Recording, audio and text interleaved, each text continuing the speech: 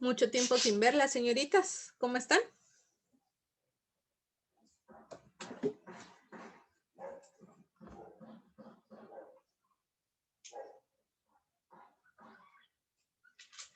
Mal, creo yo, porque ninguna me contesta. Estamos bien, sí. Qué bien, qué bien. Bueno.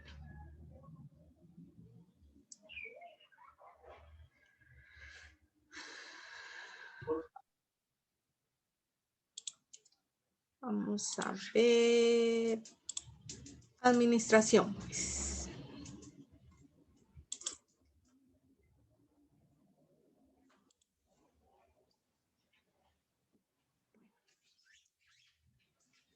¿Quiénes tienen a la mano su ficha de administración? Tan linda, Celeste, vea. Sí, así es bonito trabajar, ¿ve? Con el material ahí a la mano. Yo lo tengo en digital. Muy bien, ¿de acuerdo? ¿Quién más? Jessica, ¿lo tiene en la mano? Ya sea digital o físico. Lisbeth, muy bien. Digital, señor. Muy bien. Alba, ¿lo tiene? ¿Digital o físico? Muy bien. Sandra, ¿tiene su material?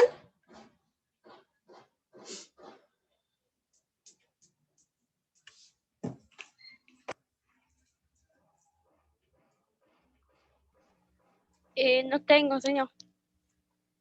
¿Ni físico ni digital?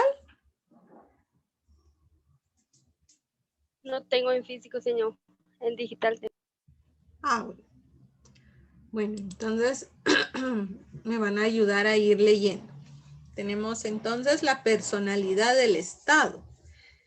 El Estado en sí, pues, es una organización jurídica que nos permite, ¿verdad?, ejercer de determinada forma un orden, lineamientos que nos permitan convivir. Esa es la función, eso es lo que, el origen, el motivo por el cual existe un Estado, ¿verdad? Porque si estuviéramos todos solitos acá en Guatemala sin autoridades, pues cada quien haría lo que quisiera y no es lo correcto. Entonces necesitamos que se conforme un Estado, una organización que nos permita determinar ciertos lineamientos dentro de nuestro territorio.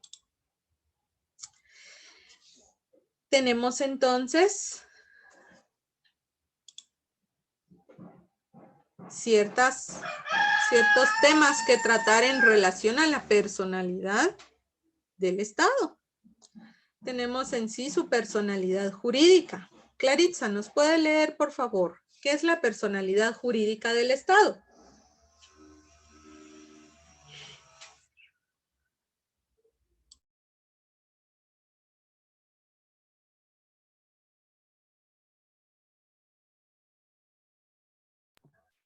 La personalidad jurídica del Estado es la investidura jurídica, la imputación de derechos derivados de una institución con fines específicos frente a una sociedad.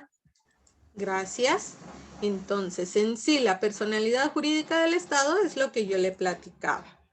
Van a ser aquellos derechos que tiene esta institución y los va a poder hacer valer frente a una sociedad. ¿Y quién es esa sociedad? Pues todos los habitantes de Guatemala. Elementos. Celeste, ¿cuáles son los elementos?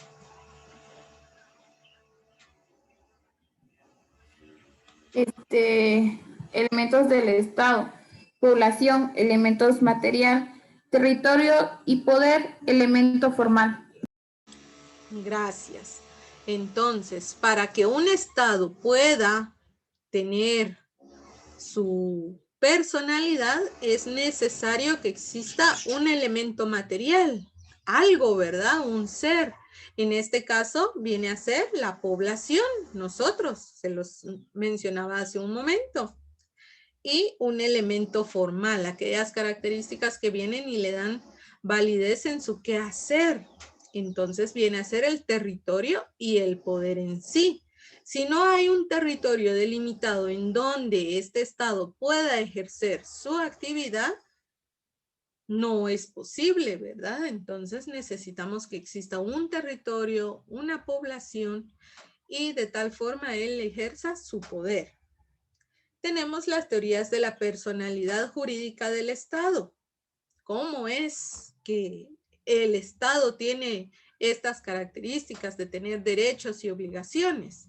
Nos puede colaborar Jessica. Las teorías de la personalidad jurídica del Estado.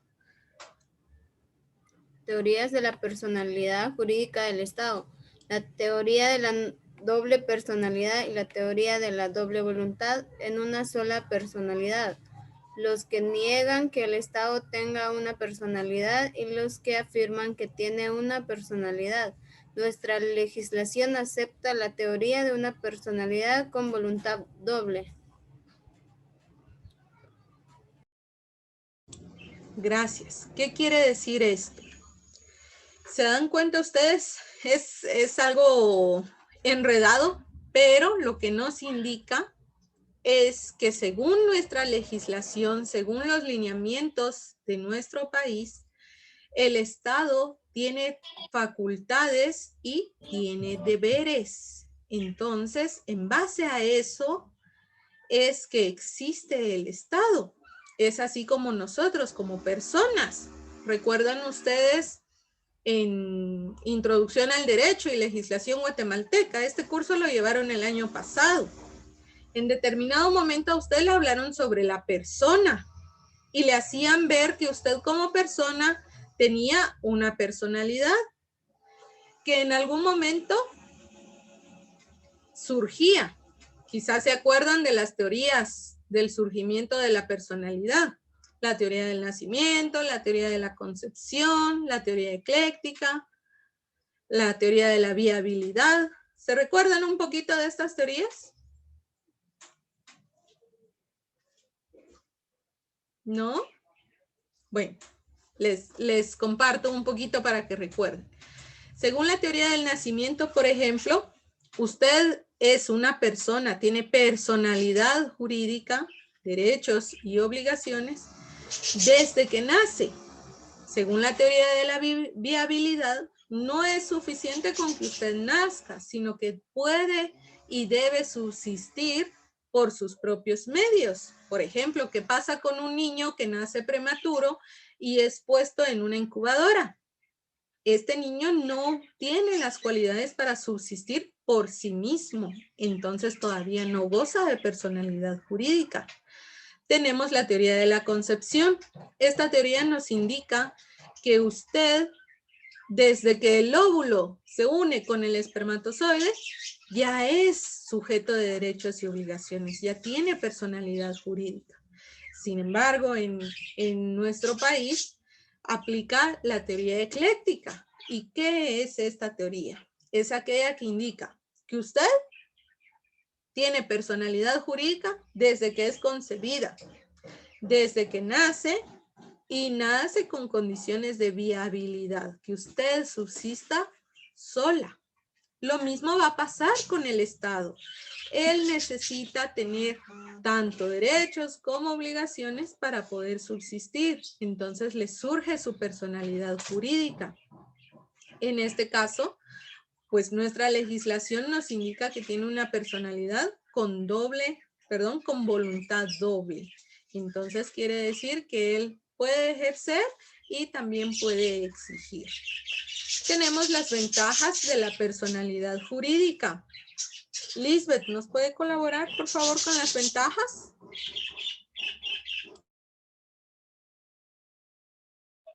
Ventajas, dijo, ¿verdad?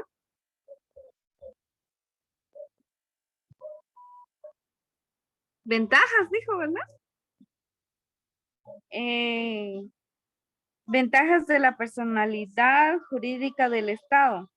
Resuelve el problema de la continuidad y perpetuidad estatal. Explica las relaciones patrimoniales entre la administración y los administrados. Configura la relación de poder a través de figuras jurídicas del obrar administrativo. Da lugar a la relación jurídico-administrativo. Muchas gracias. Entonces, ¿qué es lo que busca el Estado al momento de establecer que él tiene una personalidad jurídica? Inicialmente, pues dar cierta continuidad al Estado. Quiere decir que surgió en determinado momento y que va a continuar ejerciéndose de esa forma. Luego también nos dice que explica las relaciones entre la administración y los administrados en relación a cuestiones patrimoniales. Entonces, el Estado es el dueño de todo el territorio, pero este territorio tiene otras partes que van a ser de propiedad de determinada persona, determinado sujeto. Entonces viene y existe una relación entre el Estado, por ejemplo. Los papás de ustedes son los propietarios de un terreno, pero ¿será que solamente porque vieron un terreno vacío, ellos se fueron a vivir ahí, empezaron a construir y dicen que ese terreno es de ellos? No, ¿verdad? Sino que ellos pues tuvieron que comprarlo. Y a la hora de comprarlo tuvieron que registrarlo en el registro de la propiedad, que es un ente, es una parte del Estado que se encarga de llevar el registro de todas estas pequeñas porciones del territorio y a quién le pertenecen. Nos indica también que configura la relación de poder a través de figuras jurídicas. ¿Qué quiere decir? Nuestros distintos ministerios, direcciones, etcétera. Todo esto que viene y nos ayuda a que el Estado pueda realizar su actividad administrativa, vienen a ser una relación, ¿verdad?, entre el particular y la administración pública. Da lugar a la relación jurídico-administrativa. Entonces va a ser necesario que exista cierta relación jurídica entre nosotros como particulares y el Estado. Tenemos las desventajas de la personalidad. Nos indica que no las tiene por ser considerada como persona jurídica. Y una persona jurídica tiene derechos y obligaciones. Entonces el Estado no pierde nada ni gana nada porque él, así como tiene derechos, también tendrá obligaciones, al igual que todos nosotros, ¿verdad? Entonces, por eso no encontramos ninguna desventaja en relación a su personalidad. Clases de personas jurídicas. ¿Me podría colaborar Alba, por favor? De derecho público. De derecho público. El Estado, el municipio, las empresas estatales y municipales y las sociedades de economía mixta.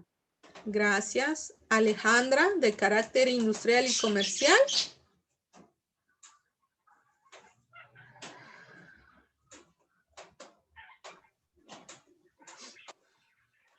Carácter industrial y comercial, ¿verdad, señor? Sí. Sociedades civiles y mercantiles. Gracias. Sandra, por favor, de carácter social.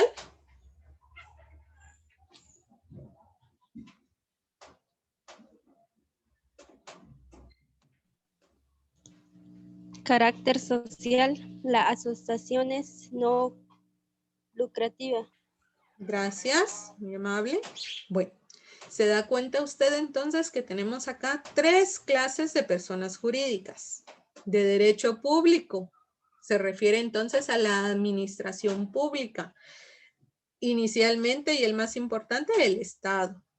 El municipio, las empresas estatales y municipales, las sociedades de economía mixta. Quiere decir todas aquellas entidades que se dediquen al bienestar público, al bienestar de la población de determinado estado, determinado territorio. Tenemos otras personas jurídicas que son las industriales o comerciales, aquellas que se encargan a vender y comprar, ¿verdad? Sociedades civiles y mercantiles. Quiere decir aquellas, por ejemplo, PAIS es una sociedad, es posible, y ella se encarga de distribuir ciertos bienes. De carácter social, que serán las asociaciones no lucrativas.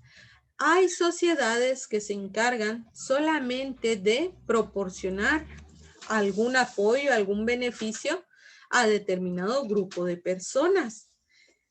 No es su objetivo recibir una retribución, por eso dicen no lucrativas. ¿Qué significa lucrar? Recibir un beneficio a cambio de algo. Quiere decir entonces que estas sociedades, estas asociaciones, perdón, no buscan un beneficio, sino que solamente buscan apoyar y dar beneficios a cierto grupo de personas. Nos menciona la posición de la persona jurídica del Estado en la legislación guatemalteca y nos indica que por favor leamos el artículo 15 de nuestro Código Civil. Quizá lo tienen ustedes a la mano, si no se los muestro acá en pantalla, ¿verdad? Tenemos y nos dice, son personas jurídicas el Estado, las municipalidades, las iglesias de todos los cultos, la Universidad de San Carlos y las demás instituciones de derecho público, creadas o reconocidas por ley.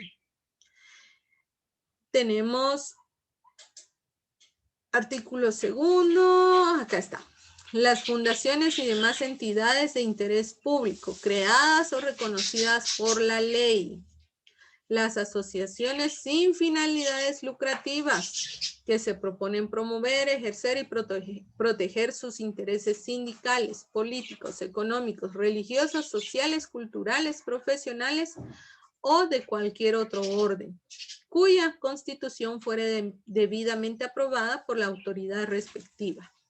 Los patronatos y los comités para obras de recreo, utilidad o beneficio social creados o autorizados por la autoridad correspondiente se consideran también como asociaciones. Las sociedades, consorcios y cualquiera otras con fines lucrativos que permitan las leyes. Entonces puede darse cuenta usted, las asociaciones no lucrativas a que se refiere el inciso 3 podrán establecerse con la autorización del Estado en forma accionada sin que por ese solo hecho sean consideradas como empresas mercantiles. Entonces, el derecho administrativo, usted ya sabe que es aquella rama del derecho que se encarga de ver cómo se administra los bienes de un Estado, cómo se ejecutan las actividades, si se está cumpliendo con el quehacer del Estado. Eso es el derecho administrativo. Pero dentro del derecho administrativo en sí, no hay un apartado que me diga con claridad que el Estado goza de personalidad jurídica.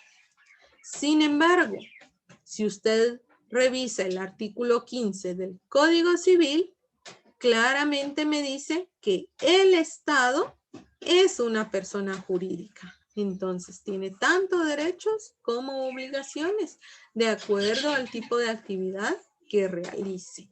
A eso se refiere entonces la posición de la persona jurídica del Estado en nuestra legislación. Entonces, cuando usted quiera hablar de personalidad jurídica del Estado dentro del derecho administrativo, no va a encontrar una definición propiamente, sino que tendrá que analizarla desde el punto de vista civil, del derecho civil. Tenemos ahora la personalidad. Así, tenemos acá esto, ya lo vimos. Personalidad política del Estado. Y nos menciona dos teorías. Por favor,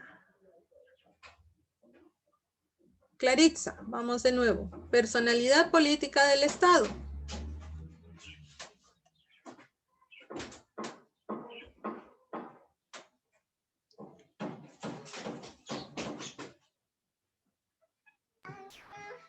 Ahorita, señor.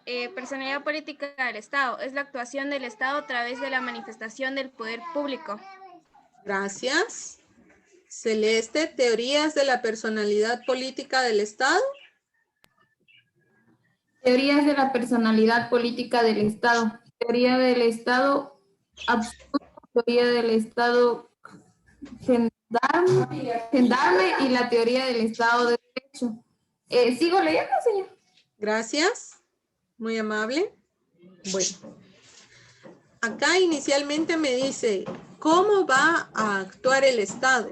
A través del poder público, a través de todos sus ministerios, todas sus gobernaciones, los alcaldes, todas estas personas que forman parte de la administración pública. A través de ellos va entonces él a ejercer su actuar, su actividad. Nos menciona ciertas teorías de la personalidad. Teoría del Estado absoluto. ¿Me hace el favor, Alba, de leer la teoría del Estado absoluto?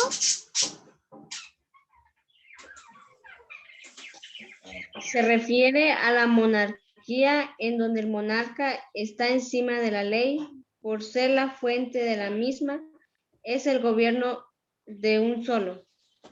Gracias. Quiere decir que acá el poder, ¿quién lo ejerce? ¿Será que existe un grupo de ministerios, de alcaldes, de gobernadores que está ejerciendo el poder? ¿Qué piensan ustedes?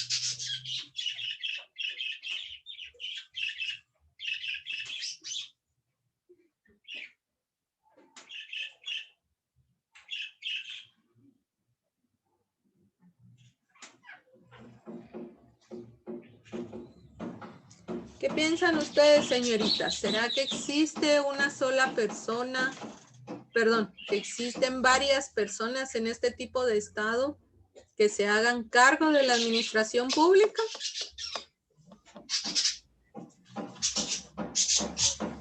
Señor, ¿no es el, ¿cómo se llama? Organismo legislativo? No. Jessica iba a decir algo, disculpe. Que tal vez solo sea una persona, señor, en mi opinión. Gracias. Así es. En la teoría del Estado absoluto, solamente existe una persona. Solamente a esta persona le llamamos monarca. Es la persona que se encarga de ver todo lo relacionado a la administración pública. Ahí nadie más puede tomar decisiones, nadie más puede actuar, sino que solamente el monarca. Ahora tenemos la teoría del Estado gendarme. Alejandra, ¿nos podría leer, por favor? Teoría del Estado gendarme. Es aquel cuya función única es mantener un orden público, vigilando y protegiendo la recíproca libertad de los individuos dentro de la ley, en un estado totalitario. Gracias. Dice, su única función es mantener el orden público, vigilando y protegiendo que todos sean libres, ¿verdad? Entonces acá no va a existir alguien que venga y esté dando soluciones, alguien que esté procurando el bienestar de la población, sino que solamente está como que controlando, que cada quien haga lo que tenga que hacer y que lo haga como pueda. A eso se refiere la teoría del Estado gendarme. No hay un ente que brinde soluciones, que tome decisiones, sino que solamente está vigilando, por así decirlo. Tenemos el Estado de Derecho o constitucional. Lisbeth, ¿me podría colaborar, por favor? ¿Con cuál dijo, señor? Estado de Derecho o constitucional. Es el que organizado en los tres poderes de gobierno representa la voluntad del pueblo, garantiza la libertad como finalidad suprema del Estado. Gracias. Entonces acá ya están los tres poderes, ¿verdad? Lisbeth nos mencionaba uno hace un momento. Quiere decir que en este tipo de estado, pues ya existen más entes que se encarguen de la administración pública, del poder público, de tomar decisiones, de resolver asuntos, de procurar el bienestar de la población. Nos indica, garantiza la libertad como finalidad suprema del Estado. Quiere decir que acá se promueve que toda la población, cuente con todos sus derechos, cumpla con todas sus obligaciones. No estamos solamente vigilando, como en el estado gendarme, y tampoco estamos en el estado absoluto, en donde solo yo tomo decisiones, sino que acá ya se promueve que se participe más, ¿verdad? Y que no solamente se vigile, sino que se actúe. Luego encontramos los sistemas o regímenes de gobierno. Tenemos el parlamentarista. Jessica, ¿me colabora por favor con el sistema parlamentarista?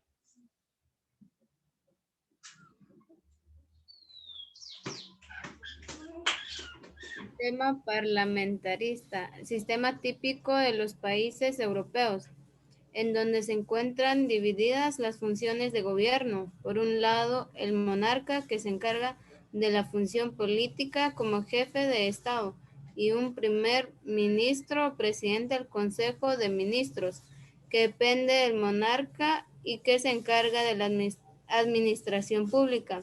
Aquí prevalece la interpelación, la que es típica del parlamentarismo. Significa en general que la administración pública se encuentra a cargo y bajo el control total del Parlamento. Gracias. Entonces acá me indica sistema típico de países europeos. Quiere decir acá con nosotros no aplica. Dividida en las funciones de gobierno y por ministros. ¿Qué quiere decir? Existe el monarca, aquella persona principal, por decirlo así, por ponerle otra forma de definirlo.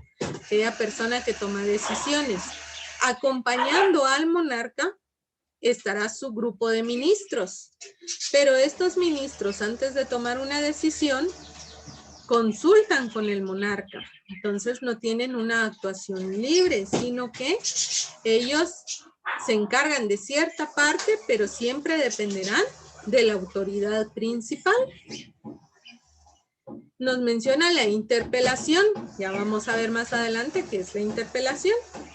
Sistema presidencialista. Claritza, por favor.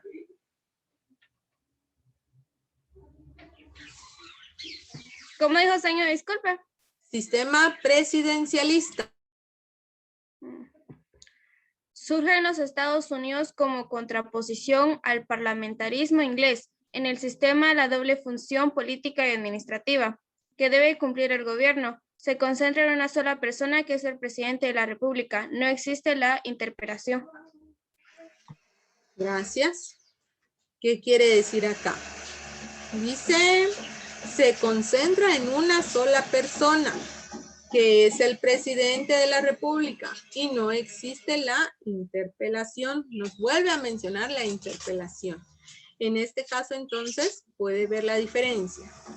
Sistema parlamentarista, porque no es solamente una persona quien toma las decisiones, mientras que en el sistema presidencialista sí será solamente una persona quien tome las decisiones, tanto políticas como administrativas. Sistema de gobierno en Guatemala. Alba, ¿me podría colaborar? ¿Qué dice el sistema de gobierno en Guatemala?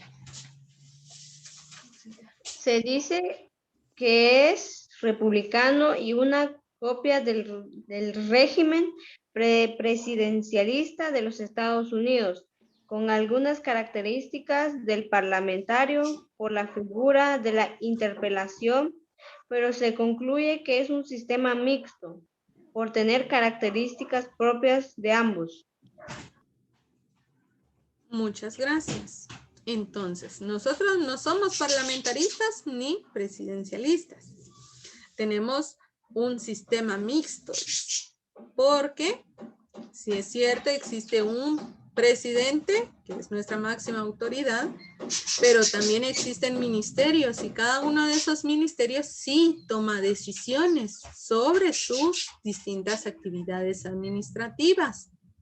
Nos menciona que en este caso, en nuestro país, sí existe la interpelación. ¿Alguna de ustedes ya investigó qué es la interpelación? ¿Ya hicieron esta tarea? No la han hecho. No, señor. Bueno, la interpelación es el procedimiento por medio del cual el Estado puede venir y pedirle cuentas, por así decirlo, a determinado funcionario público, a los ministros, por ejemplo. Está el ministro de Cultura y Deportes. Y él tiene ciertos fondos asignados a su ministerio para hacer distintos proyectos en beneficio de su área, ¿verdad? Cultura y deportes. Pero de repente realiza cierta actividad que no está muy clara, ¿verdad? Muy legal. Entonces, ¿qué sucede? Puede venir el Estado e interponerle, una interpelación. Quiere decir investigar, preguntarle y que él venga y cuente qué hizo, cómo lo hizo, qué gastó, cómo lo gastó, ¿verdad? Eso es, en este caso, la interpelación. Entonces, nosotros en nuestro país sí contamos con esa figura jurídica de venir y preguntarle a cada ente, ¿verdad?, qué ha hecho en relación a sus funciones. Su actividad, leer los artículos 139 al 145 de la Ley Orgánica del Organismo Legislativo. Si la tiene física, genial. Si no la tiene, solamente ingrese al internet y coloque Ley Orgánica del Organismo Legislativo y ahí le va a aparecer. Revise, por favor, que sea de Guatemala. Siempre es importante ver que sea de nuestro país, ¿verdad? Leemos los artículos indicados y me elabora un cartel. Quiero un cartel bonito, decorado, en el cual usted me desarrolle el contenido de esos artículos. Específicamente, el procedimiento en las interpelaciones. A eso se refieren estos artículos. Entonces, usted va a poder observar en ellos que se desarrolla el procedimiento. Le dice cuál es el primer paso y cómo se va siguiendo. Entonces, por favor, esa es su tarea. Si es necesario que lea, si no lee, no va a poder desarrollar el tema. No quiero que me copie artículos. Quiero que usted interprete, ¿verdad? Usted con sus palabras me vaya indicando ahí cómo se da la interpelación en nuestro país. ¿Tienen alguna duda o comentario, señoritas? Señor, yo tengo una duda. O sea que hay que leer los artículos de la 139 a la 145, de lo que nosotros hayamos entendido, comprendido, lo vamos a plasmar en el cartel. Así es, correcto. Así es, así es. ¿Podemos poner imágenes o algo así? Pueden agregar con lo que ustedes gusten. De preferencia esas imágenes que tengan que ver con el tema, ¿verdad? Para que su cartel pues se vea bonito, se vea acorde al tema que está tratando. En ocasiones hay noticias en la prensa. Si encuentra usted algún artículo, lo puede agregar de casos en los cuales se haya aplicado la interpelación a algún funcionario de nuestro país. Lo puede agregar, es importante, pueden leer, ahí se van a ir dando cuenta ustedes cómo es que funciona este procedimiento. Gracias, señor. Muy bien. ¿Algún otro comentario, señoritas, o duda?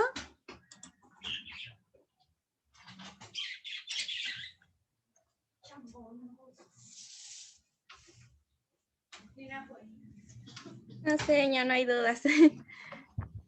Bueno, espero que no, en serio.